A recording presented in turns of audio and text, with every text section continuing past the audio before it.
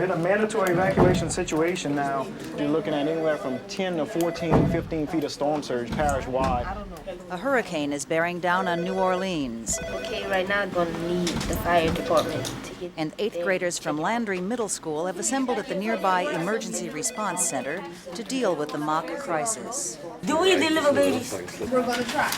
How are we going to get the paramedics to her house? We're going to send 2 paramedics. Power is out, bridges are down, and a pregnant woman is calling for help.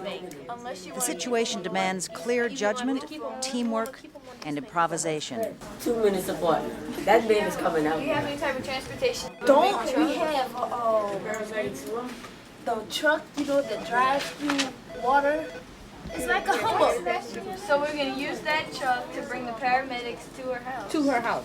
Anytime we teach and we use real, relevant, real-life experiences, kids are immersed in those experiences, and learning's fun. And the bottom line is when learning's fun, it's easy, and it comes quick to the kids and they enjoy it. After some anxious moments, the storm passes, and science teacher Linda Watsky quizzes her class on what they've gained from the exercise. I will always remember the stress. I mean, it's hard being parish president. You got people, like Christy over here, Gentile, well, you got a fire over here, and let's say Tanisha over here, a tree fell down over here, and okay, well, all right, okay, well then I'm gonna do this, all right, and it's stressful. I mean, you gotta listen to so many things at one time. Okay, how does what we were learning in class relate to this? What does it take to solve a problem? Do you always have to be right the first go round? No. Okay, so the same in scientific method. The difference in class is you're solving it to learn knowledge.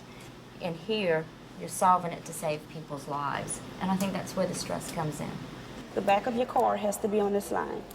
Not all of Landry's classwork is stressful. So if you hold it just right there for your partner. In fact, much of the hands-on, project-based learning here is downright fun. Okay. To engage their students at the end of the year, the 8th grade teachers came up with a project focusing on cars.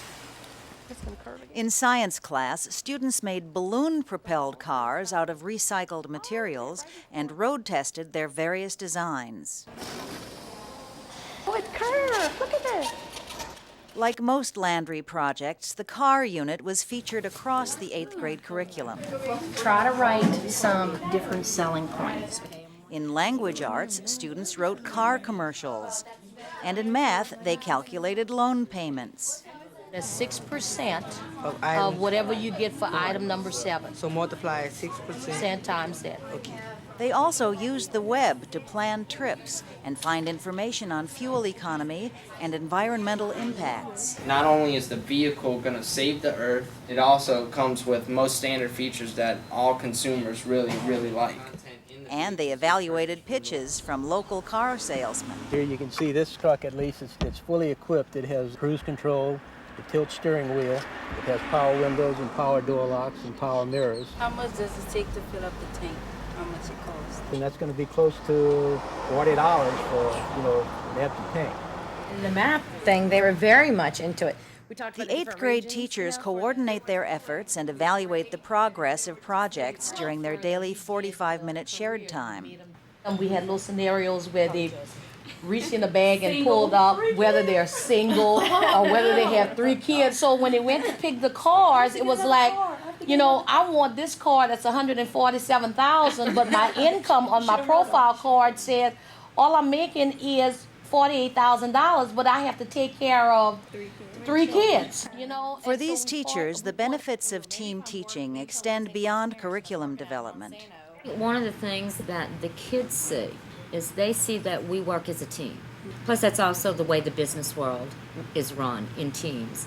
So what we expect them to be able to do as young adults, that is what we practice here, so they can see the real world connection. The down payment you gave was $1,000, so more or less was you had $48. So this is how much you wanted to pay. At Landry, students practice teamwork too. Are you lost? Are you getting it? I got you. You got me? So what happens is you have to pay the bank back Students of varying abilities are grouped in teams of 4, which often include older students needing extra help. We don't really work by ourselves because we sit in groups, and if we have a question, well, if we don't know it, then we ask like our peers and our pupils, and if they don't know it, then we ask the teacher, because it's really like a community. We say we're one big family, and we are the Landry family, and we help each other out. I've had kids come back to me and tell me, "You remember that project we did?" They have never, ever come back and said, "You remember that test we did?" So I think that's the impact. If the kids remember it, test scores will go up. And our test scores have. You do 2 and 2? Because no, the Y. I'm doing Rise Over Run. Volunteer mentors from local industry are also part of the Landry family. We come here once a week, and we get the satisfaction of working with excellent students and seeing the future. And when new technology is thrown into the mix, learning is a blast. Out, go back, same way, in and out, in and out. We're doing a study of motion and graphing. We're letting the students see that as they walk, this motion detector here graphs their path, and we're going to show them that their walk can be interpreted into math. You see it? Where's that gap? In between. The gap is way up there. You know why? What is it reading? Did it read? It read nothing. It read the wall. While students, teachers, and community members work in teams throughout the year, the ultimate test of teamwork at Landry comes when a group of traveling circus professionals arrives. Known as Circus of the Kids, they spend 2 weeks turning ordinary students into high-flying acrobats and accomplished performers who delight and terrify an audience of peers and parents. It brings up their self-esteem, lets them know that as long as you try, you know, at anything you can do your best. You just have to be positive. It's kind of dangerous, but if they teach them well, actually, yeah, he was a fire eater. So I just was glad when it was over.